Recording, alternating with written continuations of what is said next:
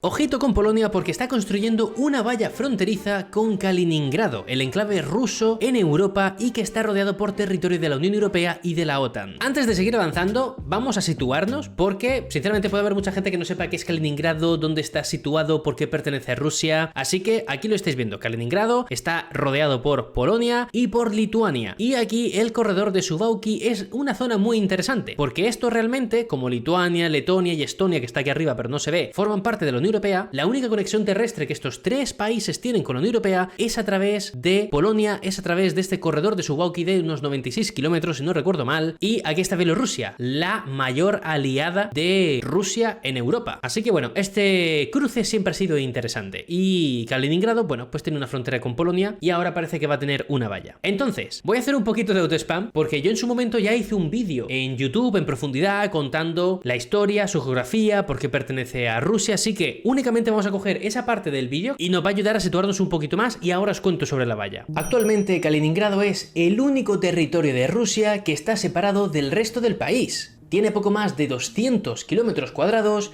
y alrededor de 1 millón de habitantes. Pero si queremos entender por qué este territorio pertenece a Rusia, tenemos que remontarnos a mitad del siglo pasado. En aquel entonces Kaliningrado no existía todavía y su actual territorio pertenecía a Prusia Oriental, que era la región más oriental de Alemania y con una economía sólida y próspera. Pero la cosa cambió tras el fin de la Segunda Guerra Mundial, donde Alemania fue derrotada y como consecuencia perdió parte de su territorio. Y entre otros, Alemania perdió Prusia Oriental, la cual se repartió a través del Acuerdo de Potsdam en agosto de 1945 entre Polonia, Lituania, que en aquel entonces era una república socialista de la Unión Soviética, y otra parte fue para Rusia.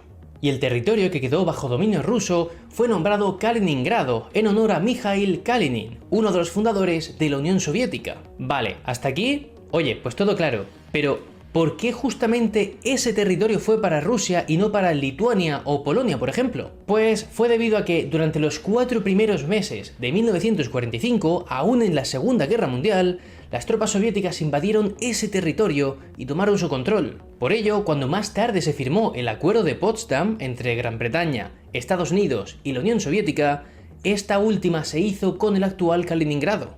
Y este territorio era, y es, muy estratégico para Rusia, ya que le aportaba y le aporta lo siguiente: un puerto cuyas aguas no se congelan, a diferencia del resto de puertos rusos como el de San Petersburgo, por ejemplo. Esto también le da poder geoestratégico en la zona del mar Báltico. De hecho, Rusia tiene allí la sede de su flota armada. Kaliningrado también le asegura a Rusia tener un lugar cerca de varios países europeos.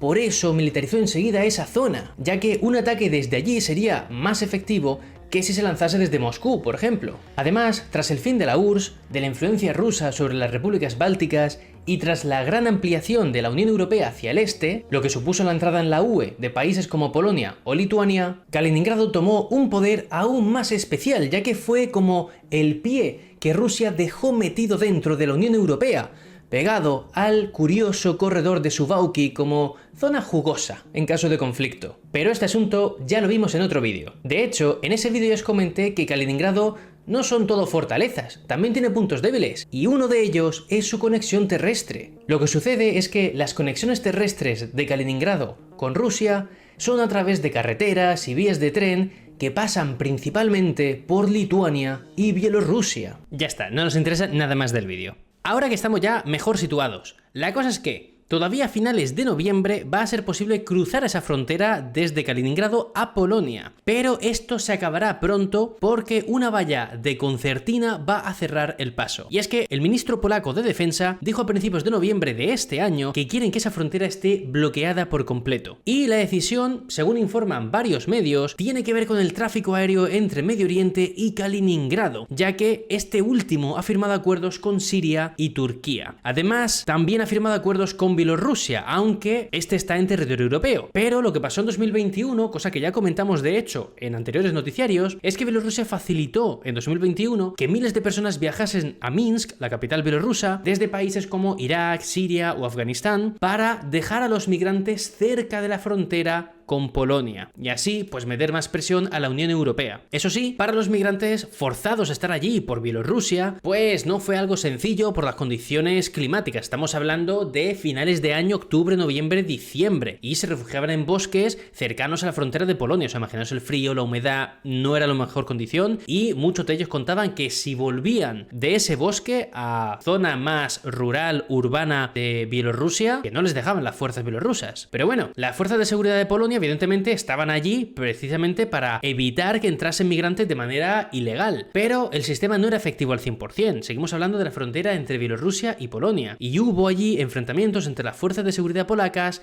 y los migrantes. Por ello, Polonia ya comenzó entonces, en 2021, a construir un muro entre su territorio y Bielorrusia, un muro que contó con un presupuesto de 350 millones de euros. Desde entonces, según las fuerzas fronterizas polacas, el número de intentos de entrar de manera ilegal en Polonia ha bajado desde los 17.000 en octubre de 2021 a algo alrededor de los 1.500 en octubre de 2022. Pues esto que sucedió intensamente en 2021 con Bielorrusia, ahora Polonia teme que suceda con Kaliningrado. Por ello, Polonia está construyendo una valla que tendrá una extensión de más de 200 kilómetros de largo, 3 metros de ancho y 2,5 metros de alto. De momento solo llevan 5 kilómetros construidos, o sea que van poquito a poco. Pero la idea que tienen en mente es llenar toda la valla con alambre de cuchillas y luego incluso meterle cámaras, meterle cables trampa e incluso detectores de movimiento subterráneo. O sea que por ahí no quieren que se cuele ni Dios. Ahora bien, por lo pronto, lo cierto es que no hay una amenaza desde Kaliningrado, ya que entre enero y septiembre de 2022, pues tan solo ha habido 11 casos de traspasos ilegales y la mayoría han sido por temas de contrabando, o sea, porque se ha pasado, por ejemplo,